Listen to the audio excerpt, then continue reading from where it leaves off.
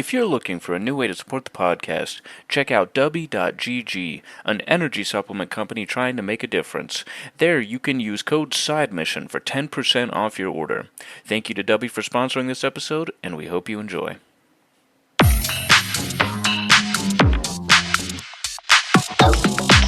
Of Side Mission. I, like always, am your host, Rusty Ellis, joined by the boys, Matt Beck and Kyle Lynch. I almost reversed y'all's last names there. I'm not even going to lie. Almost reversed y'all's last names. But nonetheless, we're kicking off 2026 with the beginning of our Fallout Season 2 review series. And unlike with Twisted Metal, we're going to be doing this episode by episode. I'm about to contradict all of that because I'm about to tell you that we're doing episode 1 and episode 2 in one episode today.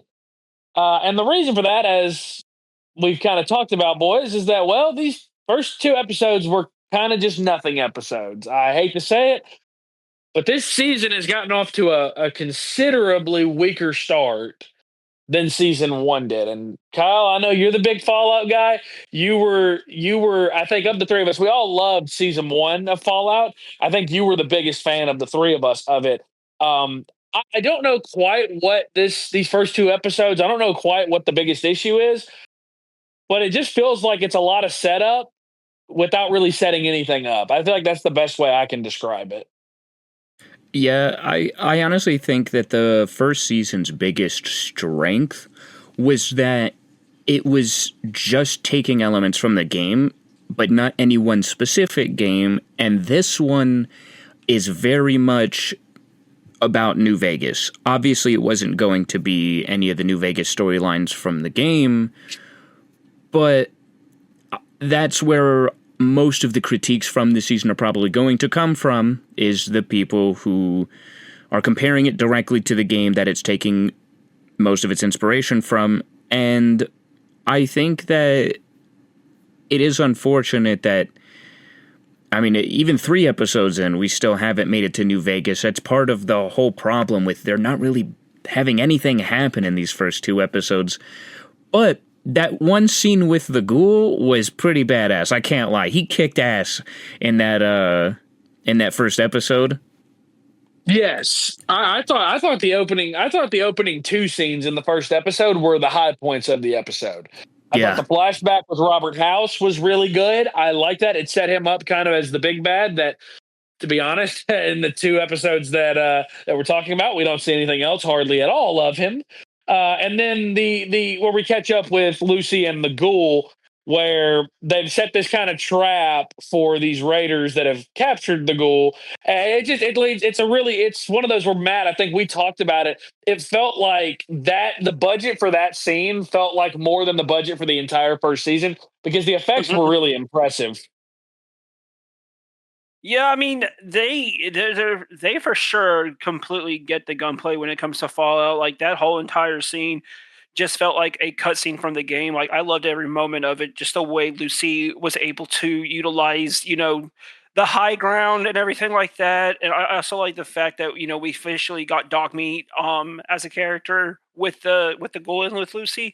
Like, the way that played out is really fantastic. I loved the humor is still there. Like, it's still funny. Like, this to me is the direct, the kind of thing that you want to see coming from the first season. Like, their dynamic with Lucy and the ghoul is still there. Like, it's really good. And just the gore is fantastic because this is what I love in Fallout is they do not hold back on the gore. Like, I love the part where the guy fell into the empty pool and just blows up. Like, it's fantastic. I will say the one thing I think that was consistent across both of these episodes for me, and I don't know how the two of you felt about it. I know, Matt, we watched the first episodes together. I don't think that we really talked about this, but I think that one of the things that has annoyed me the most these first 2 episodes, to be honest with you, and this is where we can kind of dive into critique, is I really don't know from these first 2 episodes if there's really that much that's great to talk about. I don't know. Like, Lucy's character, the first 2 episodes was kind of stale and annoying to me. Yeah. I hate to say it. She was kind of stale and kind of annoying. This again, there's like no difference in who she was in season 1 versus who she is now, seemingly. because she's still this optimist of, we should try to help people. And it's like, has a full season and a couple episodes not shown you that nobody in this wasteland, nobody here is trustworthy? Nobody here is worthy of giving that trust or that benefit of the doubt to? That to me was something that was kind of annoying, especially when in episode 2 she abandons the ghoul to go help this random idiot that they find. Yeah, I did want to add to this episode the fact that, like, what we just talked about is I think that the goal was completely justified in giving her shit because of the fact that she will still not shoot to kill, because with those raiders, she was only shooting them in their kneecaps and, like, in their asses, but, like, she just won't shoot to kill. And it's just like, after everything that you went through in the first episode, you got to be a killer. In this world, you can't survive if you don't kill. It screams like they're trying to, like, keep her from becoming irredeemable or whatever. I don't know if that's even really a concern for anybody at this point. But, like, even in that very first scene, like, she's trying to, like, bargain with these raiders while the ghoul is hanging from a noose. It's like, is it funny? Absolutely. It is hysterical. But when you look back on it, it's like, really? This is where we're at right now? Like, I don't know if you had any thoughts on that or whatever, but I thought it was funny. I guess I just didn't really think that it was really all that necessary. I would have much rather her been like, I'm going to give you one chance to be nice and then just start popping heads after that. I feel like I would have much rather seen that. Absolutely, because that would show some actual character development that took place, possibly even between seasons 1 and 2, because they've clearly been traveling together for a little while. I mean, it just would have been maybe showing that polarity, maybe showing her going a little bit too far, and, the ghoul having to be the one to be like, hey, maybe reel it back in a little bit. And, I think it would have been interesting to see those dynamics to help her kind of find her medium. Character development-wise, I think it would have helped a lot. Right now, I agree with everything you say. It feels like she is just in the same spot as when she just left the vault. Have we not just traveled across the fucking wasteland, witnessed horrible things, and it didn't affect her one bit? Are we serious? And we're spending a lot of time talking about this stuff that happened in the first, few minutes of the episode, but it's because really the rest of the episode was kind of boring. There wasn't a whole lot that went on that I really cared about. And I gotta be honest, Rusty said it in the chat, the whole part with the mice, we need to see that so much, dude. You really spent, I need to look at how much time they actually spent redoing that over and over and over. For what reason? I get it. He's a bad dude. It's comical at first, but it just dragged on for too long. It's one of those, if they do it once, I think I'm okay with it. If they do it twice, I'm still somewhat okay with it. But when you start to do it 15, 16 times, like, that to me is like, this is excessive. And I mean, that's a good point to make, that we don't really catch up with Robert House at all at any point, but we do catch up with Hank. And the problem is that his sections in the episodes have really kind of just boiled down to one, finding that Vault-Tec vault, finding all this all these labs and this experimental equipment, and then experimenting on mice. Like, that is kind of more or less what the first 2 episodes of his arc have boiled down to. And I don't know what we're trying to build up. We know he is not a good dude. Like, you did not have to show him killing a couple dozen mice, which, by the way, and Matt can attest to this, it was predictable that that's what was going to happen to the first mouse that popped that he had. It was predictable. When he put that little chip on him. Yeah. It was so predictable that that's what was going to happen. That, this mouse is going to blow up. Like, that's absolutely, it was predictable. But it was the fact that you spent probably a solid 3 or 4 minute scene on that. And I don't really understand if the goal here is to establish that he does not give a shit about life of any kind.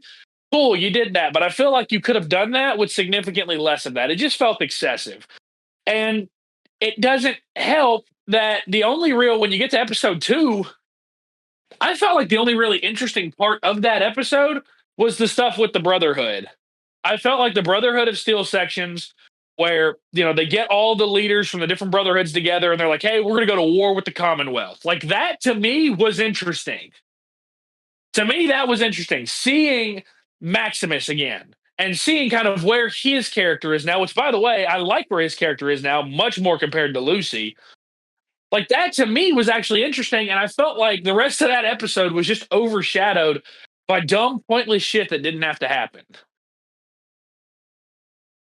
Maximus is like, I gotta say, I didn't really care about him at first in the first season.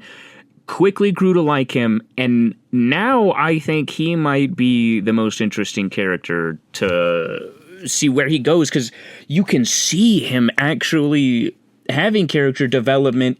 To me personally, I think it's an either or. He could, I mean, he's got a lot of good tendencies, but he could very easily end up becoming evil. I'd love to see that. As much as I think they want him to kind of be a little bit of an anti-hero, I'd love to see him just go through tragedy and become evil, because he's had such an interesting arc with the Brotherhood of Steel. I also agree with you that you're saying that they're the most interesting faction right now. Boy, is that ever more apparent in the next episode. I cannot wait to record for that one, because oh Lord, the Brotherhood of Steel is seriously the most interesting, and it's embarrassing because we have a lot of other factions that should be interesting, that should be like, damn, I wanna see more of these guys. I don't give a shit about them. I don't give a shit about anybody but the Brotherhood of Steel. I think that when I think of any of the Fallout games I've played, one of the last things I think about is the Brotherhood of Steel. That's one of the last things I think about. Like, I hate to say that, but like, it's not that they're bad in the games. It's that in the games, there's so many other much more interesting groups, more interesting factions that I think as a whole just end up leaving a lasting impact on you. The Brotherhood is still in the games, kind of more or less. They're boiled down to they hate sins, at least in Fallout 4. That's what they're boiled down to. Like they're boiled down, like I don't want to say it's very much a dog whistle to like cults or anything like that, but it kind of is. That's kind of what the Brotherhood of Steel is. And the fact that they are the most interesting thing going on right now, it's not a great look on these first two episodes. Now, again, the idea of a war with the Commonwealth between the Brotherhood of Steel and the Commonwealth, I'm fully invested in that. I would love to see that actually happen. Especially because you can feel it when they meet with the leaders of these other factions of the Brotherhood. You can feel it that they're all like, this is not a good idea. They are all like, we will lose. At first, they're like, we will lose. Like, there is no world where we win against the Commonwealth. And by the end of that scene, you're like, holy shit, these guys think they actually have a chance. Like, they go from fully not believing whatsoever to they are all of a sudden all in on this idea of war with the Commonwealth. And I loved that scene for that reason. And you could see it grow. You could see that belief grow. I like that. Matt, one thing that I think me and you talked about, I think would have made this episode better, it's the stuff with Norm in Vault 31. Oh, yeah. I'm going to be... Do you know how funny it would have been if they find that hatch, he goes through it, and he slams that hatch on top of them? Yeah. You know how funny that would have been? Like, I would have been like, that is betrayal. That's kind of evil, but I'm kind of here for it. Go ahead. Yeah. So, I mean, the thing for me, when it comes to Norm's like story this season so far, is like, I'm just a little confused. So he's forced. Well, he's sent to Vault 31, and basically it's implied that he's supposed to get into one of those cryopods, but he's refusing to. You got like this robotic brain which I think this was funny. I think that their little back and forth was really funny, honestly. Like, he's basically, oh, you're gonna starve unless you go into that cryopod, and then instead Norm just ends up releasing everybody, and then it basically, I'm just kind of confused as to like what is Vault 31? Who are these people? Like, what is their mission? Like, what are they here for? But Norm takes control of everything, and it's just like what you said, when they were having to build up because they're trying to get out of the vault. It would have been funny if he just abandoned them down there, and like, what would have happened to those people? But when you're going further along this season, there's a lot of these puzzle pieces with Vault 31 that started to come together, and I'm very, very curious and looking forward to seeing how it all plays out. I do want to say, if you go back and listen to what we said during the first season, we talked about how interesting it was that they're actually doing a subplot in the vault. And I still hold that sentiment that I really like that they're focusing on a vault story. It's something different. But I gotta say, the pacing of the vault story is kind of pissing me off because we took an entire season for Norm to get into Vault 31 and then he just gets locked in there, right? And that's like the big, season finale cliffhanger is, oh shit, what's gonna happen to him? And then in here, we're now on episode 4. I don't know if anything happens in that episode yet, but all that's happened is Norm unfroze the rest of the overseers and said, we got to find a way out. And then he got out. And it's like, dude, you are progressing at a snail's pace. Can we please get him to go back to the original vault and start some conflict there? Because I feel like we're going to get to the second to last episode, and he will finally go back and be like, guys, there's something fishy going on, and have this big conflict where he exposes them. And I kind of wanted to see that in the first few episodes. I kind of wanted them to get that ball rolling, because it's not just going to be resolved in one episode. He's not going to get there and be like, hey guys, they're doing fuck shit. Everybody just turns on the overseers. Like, they're going to have a big conflict about it. And if we're going to drag it on to season 3, I'm sorry that this subplot it's going too long. They need to wrap this shit up or take it somewhere, I would agree with that. I mean, I think that it's a plot that they've mentioned, like they've had a scene or two about it in each of the first 2 episodes, and I'm just like, I don't really see where this is going. I don't know if we're trying to create some kind of an uprising here in the vault or whatever. I don't know, like as if they're going to go back to the original vault that Norm is from. I don't know if that's what they're doing here, but it's kind of a microcosm of what the entire season thus far, what I feel about it is that there's this progression is so slow that I can't really see what we're building towards yet. Whereas with the first season, it kind of felt like you could see what it was building towards. You could see in the flashbacks with the ghoul when, he and his wife and their daughter, like you could kind of see, okay, I see where ultimately the disconnect between him and his wife is going to start building. I see that because of her job and the people that she talks to, the information she knows. I get all that. It feels like here, though, it feels like they were just trying to build really, really slowly so that they could figure it out before it got to be too late. And I hate to say that, but if that is the case, I feel like that's a mistake. I don't know. Matt, you said you were about to say something. What were you about to say? Oh, I just wanted to, because when we were on the subject of Maximus, like I actually think that in this season he's getting the best development, especially because remember in episode 2, we actually got to see him as a child, his normal life with his family. I love that. They're starting to build this conflict because Hank is the one responsible for sending that traitor into Sandy Lake. Was it? Sandy. Yeah, and he's technically Hank is responsible for the death of Maximus's family, and he does not know that yet. So I definitely think that we saw that as viewers to kind of understand that there's going to be an upcoming conflict between Hank and Maximus. And I can't wait to see how that plays out. Like, I think that was a really good setup for a future storyline. Dude, that's where they could turn him evil. They could, because, like, let's say he kills Hank. Lucy hates him because she's obviously still like, oh, I could have fixed him. I could have saved him. And he's like, no. And he loves Lucy. She could turn on him and be like, no, I can't be friends with you. I don't want to ever see you again. He goes evil. Like, dude, it's right here. They could do that. I hope they do. What if that ends up being what happens, and when we just? I'll be so bad. That's what they're building towards. Oh, now we know. Whoops! I mean, like, dude. Now we all have an idea of what they're building towards. Oops! I'm gonna bring up something from the past. Matt hit the nail on the head there. Oh my God! What a 2022 side mission reference that was! Holy shit! He really said it. Maximus is getting the best character development this season, and I think out of season 1, I thought Lucy would have changed, but it really looks like Maximus was the only one. Maybe, but I will say, like, again, his part is at least interesting. Like, that's the good thing here is, like, it's not that they're focusing on him and it's bad. It's not at all. It's really, really good. And I think it's impressive. I just wish that everybody else had it. Like the Ghoul has still been good. Walton Goggins is still really good as the Ghoul.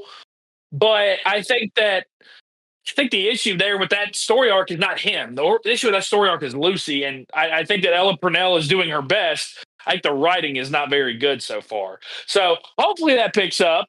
Is there anything else either of you wanted to add about the first 2 episodes? Yeah, Kyle, actually, I wanted to ask you a quick question as someone who's a big fan of New Vegas. What are some of the Easter eggs that you spotted in these episodes? That's a good question. Oh, man. Like Well, the beginning area obviously, with the very T-Rex first, that was- with was the in? dinosaur, they were in Yeah, Novak. that was a location in That New was Vegas. cool. Yeah. Yeah, Dinky the dinosaur. If you notice the intro now when it shows like the Amazon logo, that's obviously the Securitrons from Vegas. But my question also is Robert. So I did not play a lot of New Vegas, unfortunately. If there does turn out to be a remaster, I will absolutely play that. But is Robert House? He's the owner of Vegas, New Vegas, right? Yeah. Like all of it's his. It's like this giant like missile defense system. Well, he has he's got a missile defense system around Vegas that protected him from the nukes and all that. But Right. that is one thing. I'm glad you brought that up. That is one thing I want to talk about because Rusty kind of said it earlier. Robert House had such a great intro, and then we have seen nothing of him. In fact, they're making Lucy's dad more of the big bad than and House is supposed to be the guy. Like, you know, I'm really excited for his reveal, for you guys to see how he has survived all this time. But I hate that we have literally not even heard his voice outside of that flashback. Like he's got no attention, and I think he's the most interesting character. Yeah, I think there is a chance that like if they were to focus an entire episode around him, I wouldn't be mad at all because I want to know more about him now. I mean, we get that great intro where he's in a bar and he starts this fight with these 2 guys, these 3 guys. This one, the leader of the group, presses up on him, and he ends up smacking this chip on him, and he causes him to kill his 2 buddies, and then he blows him up, and it's like that is a powerful start to the season. That is powerful right there. The problem is that it just doesn't they really hadn't done much with that since. Like the focus has been on this kind of, this mind control conspiracy. But I do think that in order for us to do more of that where it's actually interesting, I feel like Robert House has to be somewhat involved, which is why I want to see more of him. Matt, did you have anything else you wanted to add? No, that's all. That's all I got. All right. Well, the good news is that we do have a couple more episodes that are out, and from what I've heard at least from what we've heard from Matt, episode 4 is supposedly really, really good, and things start to get moving. So that's really good. So we will talk more about that next week. So that is going to do it for this episode of Side Mission. You can follow us on Twitter at Side Mission Pod. You can check us out on Facebook as well at Side Mission Podcast. For the boys, for Matt, for Kyle, I'm Rusty. Thanks for listening.